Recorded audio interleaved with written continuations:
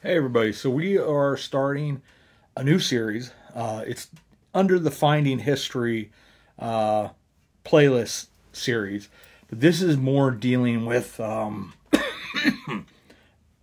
my family's history. And this is on my dad's side, it was the Miller, and then his mom's side would have been the Brown family. On my mom's side was on her dad's side is the Walborn, and then a Copenhaver on her mom's side. I have been tracing family history, the Walborn side, especially after my mom passed. I was sort of interested in how far back did they go. I have a family Bible that goes back to about 1820-ish. It's a German language Bible, and yeah, the first name in that is a Daniel Walborn. And so it intrigued me because from what I had been told, they came over here maybe right around 1800, maybe late 1700s. But I found that to not be true. I found, like Moss Lady had said in reply to one of the, I think it was, I'm trying to think which video it was. It might have even been the vlog I was talking about a little bit, about a month and a half ago. I was videoing for the local history, starting in Myerstown region on the Walborn family, which is where they eventually wound out at. I had filmed at Christ Evangelical Lutheran Church Cemetery, and then went down to the Union Cemetery in Myerstown to film the third and fourth generations of my direct line of the Walborns. The first two, it's almost almost with an absolute certainty that the second generation who came over with his father in 1710, that he's probably buried there at Christ Evangelical Lutheran, but he would have been one of the founding members of the church. He was a lay minister, which we'll get into. His father was born in 1666, Johann Adam Walborn. They believe he died around 1741. They're really not sure when his wife died, his wife Anna. She, as we'll talk about, there's several different places where she just is no longer talked about. So you're sort of surmising that that's probably the case, that she died somewhere along either the voyage or when they were in New York, paying off their debts for the free voyage to the New World. But Johann Adam Walborn, he was, they believe he did live till 1741, and he made it the whole way to, the family came and settled originally somewhere along the Swatara Creek. And then it would have been Lancaster County, and then eventually turned into Berks County, the area that they were in. But not entirely sure. But I'm going to try to give you their story. I'm actually going to read quite a bit off of Find a Grave. Johann Adam Walborn, the first Walborn, he was the father, the oldest Walborn to come here to the new country in 1710. I'm going to tell his story first. This video and the next video are going to concentrate mainly on, this one will concentrate on the first four generations of Walborns and their journey to the New World, their journey through New York, and eventually finding their way to the Myerstown region. The video tomorrow will wind out concentrating primarily, we'll talk a little bit about the second generation, primarily dealing with the third and fourth generation of the Walborn family, because we actually are able to visit the places where they're buried. And those two individuals, which my original search was, is to see any Revolutionary War ties within the family. And on the first part of the family, of the four of my direct line with my mom and dad, we found two members of the family that actually served in the Revolutionary War. There's some cool stories that come with that. And we'll actually visit the home, or the homestead, of the second generation of the Walborn family. It was one of the several plantations there in Myerstown, Pennsylvania. So we're going to start going into this story. We'll see you in a second. So to start this off, we'll talk about the first of the generations that made the trip to the New World.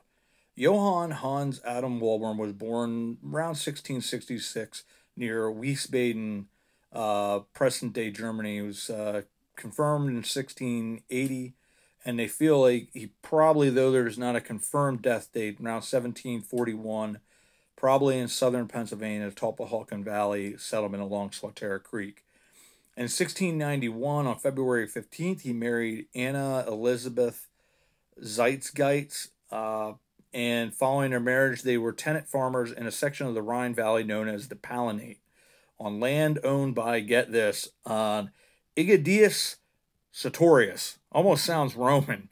So he was called around 1696, he was called a day laborer and eventually a Hoffman in Schützenhof in 1703. Not quite sure what a Hoffman is, but we'll have to find that out.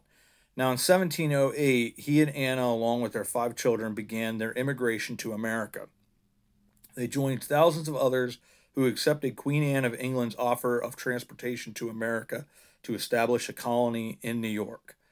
So they traveled down the Rhine River to Rotterdam, Holland, or Netherlands, and had to make many stops along the way, taking a considerable time. By the time they had reached Rotterdam, they were very short on provisions. And by the time they reached London, most of these families were destitute and entirely dependent upon the government. Over a short while, 10 boats would be filled with over 3,000 fellow Germans, including the Walborn and the Batort family, who were very important in this story. They left England on Christmas Day, 1709, and reached New York almost 6 months later in June of 1710. Now, this voyage was certainly brutal, because of crowding, foul air, insufficient food, disease, and unfortunately many died. This is where they really don't talk about Anne anymore, so I sort of wonder if she potentially died on the voyage or in the coming plights that they would have. They would stay in New York till late autumn. They had set up tents that they had brought with them from England. Ultimately, about 1,400 of them moved 100 miles up the Hudson River to Livingston Manor. Today, there's a town called Livingstonville in Schoharie County. Now, at Livingston Manor, they were indentured. Unfortunately, that was the pay. That the way they could pay their debts back is they became basically indentured servants, treated horribly, and they would be manufacturing tar and raising hemp for England.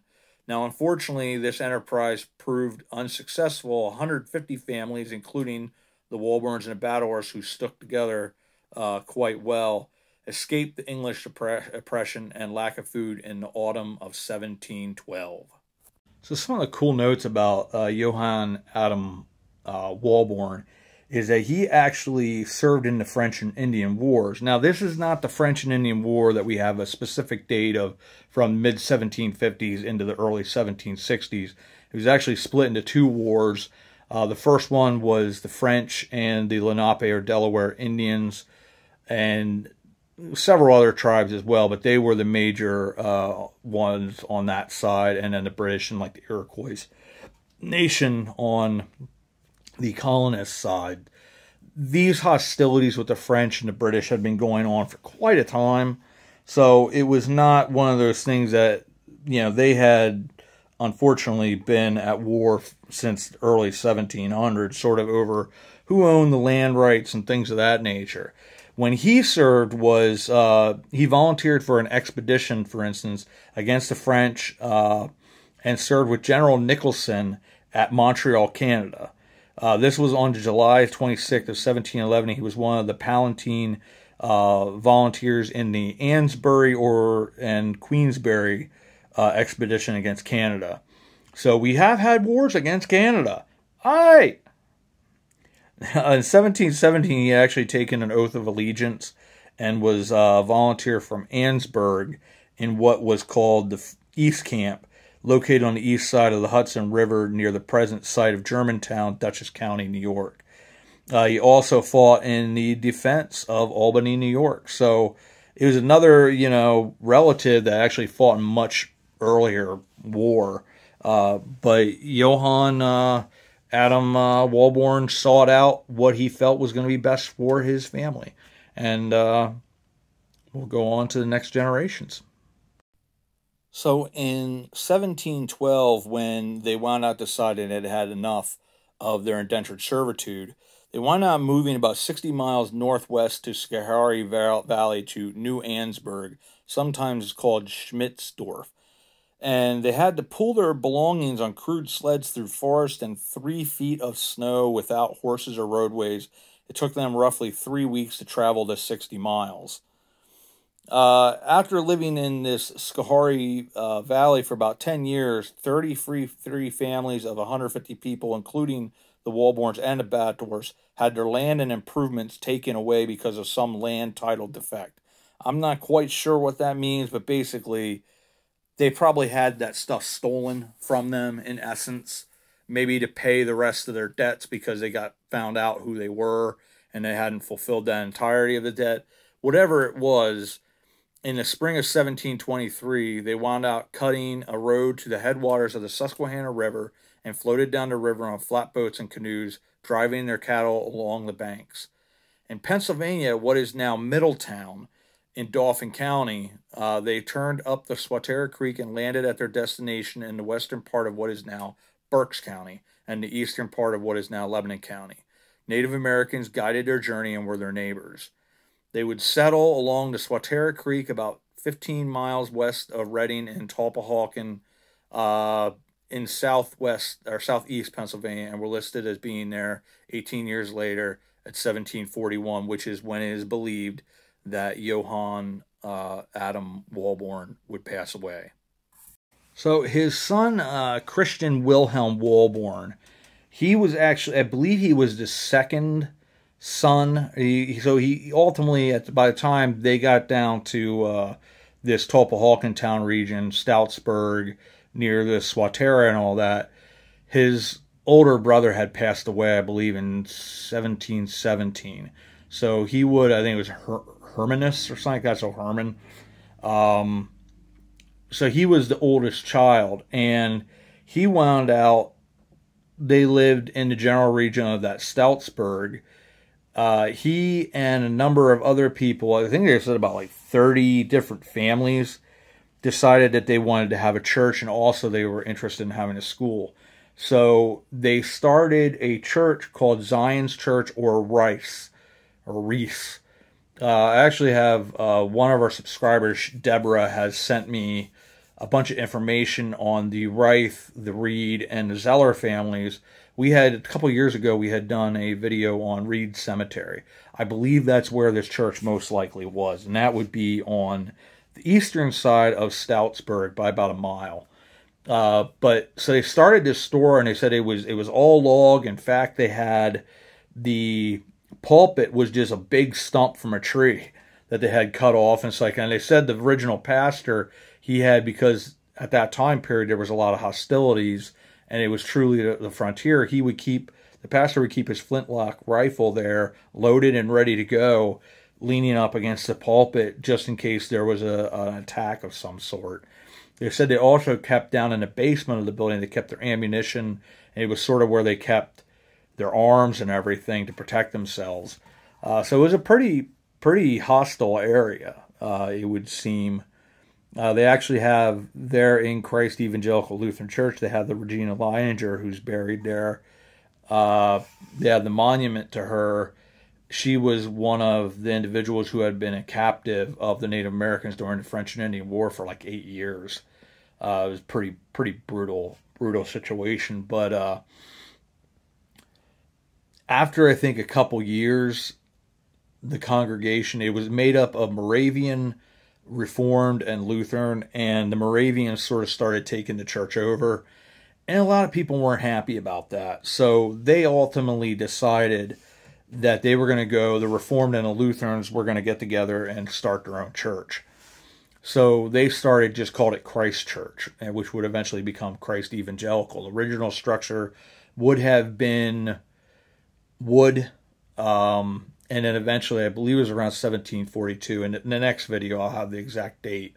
but they hired their first pastor, Tobias Wagner. It was a Union church, Reformed and Lutheran, and Christian Wilhelm Walborn was one of the founding members and on the board, but he also was known as Reverend because he was a lay minister.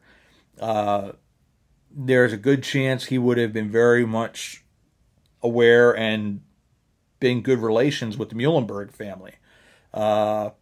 Eventually, the third pastor of the church, Christopher Schultz, would marry one of the Muhlenberg sisters. Her brother would go on to be the first and fourth United States House of Representatives Speaker.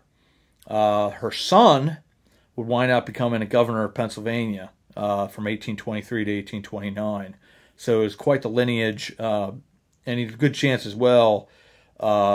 Christian Walborn would have known John Caspar Stover, who was considered, along with the Muhlenberg patriarch, father, I think it was Peter Melchior. They were considered the fathers of the American Lutheran Church. So there's quite a few people there that he would have been familiar with who were quite important in the area. Probably most likely also very familiar with Conrad Weiser because of their proximity to one another, Stoutsburg being a couple miles west of Wummelsdorf, where Conrad Weiser would have had his homestead. But anyways, Christian Wilhelm Walborn, he would wind up marrying one of the Batdorf daughters, and that was that connection with that family. They were quite important, several different places, but he would marry her, and they would wind out, I think they had 12 children, and he would wind out buying property from Caspar Wister. This is somebody that we've brought up several times. He's the one that sold the land to Isaac Meyer's father-in-law, Valentine Herculode, and then ultimately Isaac Meyer would buy that plantation. There were also another two plantations beyond the Walborn and Meyer plantation. One would be the Bassler family. They were merchants of pretty great renown. And then the Topahawken Manor that stands to this day, that the Lay family, who were close friends of George Washington. In fact, that's where the Union Canal got its start. George Washington was a big proponent of that. The first 3 locks were built on the property there of brick. But unfortunately, there was a lot of corruption with that, and ultimately they ran out of money. When they started it up again, they sort of veered south, and they took the brick from those locks and actually built the canal headquarters in Lebanon along, I believe, Maple Street. It's right on the corner where 72 South will come through, and Maple Street where they meet. It's a big yellow brick house, and was the Union Canal headquarters for many years. But the Walborn plantation, that home still stands to this day. They wound up buying, I think it was 176 acres from Caspar Wister, who would also, Caspar Wister would donate the land for the Topahawken Evangelical Reformed Church, because over time, the Reformed and the Lutheran, they would union church for sometimes as long as 100 years or longer. And then they would go, the Reformed Church would split off and build their own church when they had the money for it.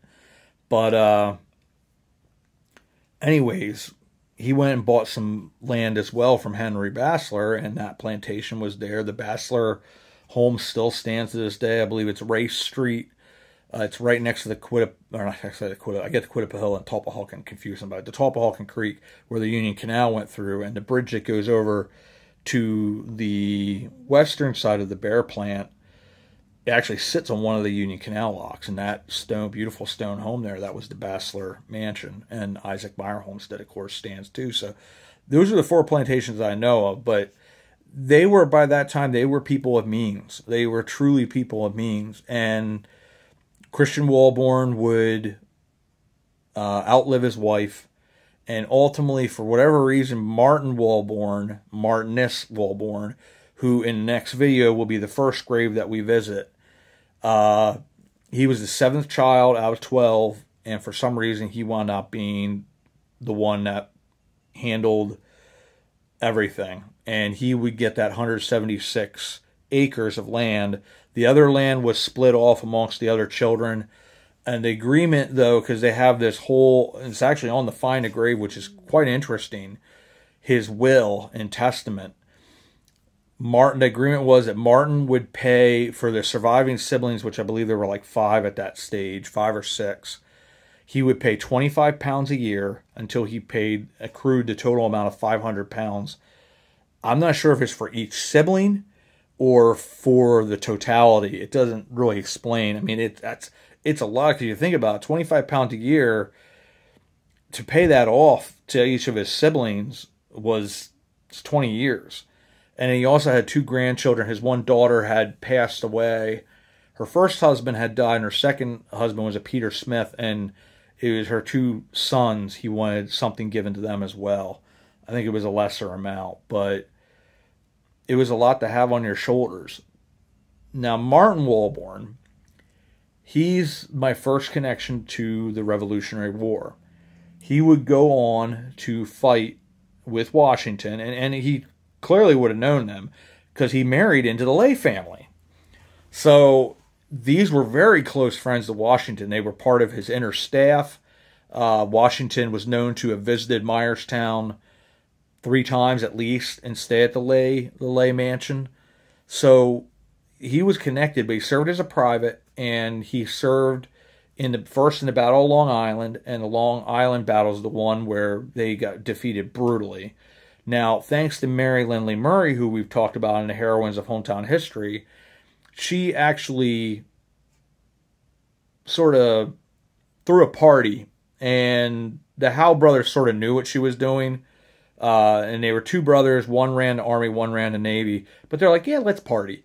So it allowed Washington enough time to escape, along with my ancestor, Martin Walborn. He would go on to fight in the battles of Monmouth, Princeton, and Brandywine, and most famously, he would cross the Delaware on Christmas Day to go nail off the Prussians over in Trenton. So he had quite a service to his country, and then ultimately his second son, because I think his first son had passed, he passed named after his father, Christian Walborn. He's buried down in the Union Cemetery.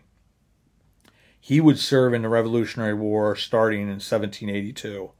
And he has a marker there and everything. And then he would go on to be the one that would possess, it would get passed on to him, that Walborn estate plantation. So, very, very intriguing history. I want to continue to bring you guys along. The next video tomorrow, we'll actually go and visit all these places. And I will make one thing a note, which I'll make the note on as well. I talked about the connection with the Lay family. And the Lay family had built a home called Nutting Hall in Pine Grove, which is a famous house. It's on the National Registry of Historic Places. I talk about one of my dad's favorite authors lived there with his sister. Couldn't think of the name. I had a brain fart. Richard Wheeler is his name. I will put something up, try to put something up on that video as well. My dad has a couple of books signed by him and everything. He was actually, Wheeler was involved with the Sands of Iwo Jima, I believe, because he actually fought as a Marine on Iwo Jima. He was an advisor for that. But family history is so cool. It's so exciting finding these different things. And we'll continue this journey through the Walborn family to present day. And then we'll go and do the Miller family next. See what we can find with the Brown family and the Koppenhavers as well. So as always, I want to say thank you everybody for coming along. I hope you enjoyed these stories of their journey from the old world into the new, the plights in which they found themselves in, and ultimately finding success and freedom here in the Tulpahawkentown, now Myerstown region, and just such a cool history, and how eventually they would have make it over to Millersburg, where my mom grew up. So, as always, I want to thank everybody for coming along, and we'll see you all about town.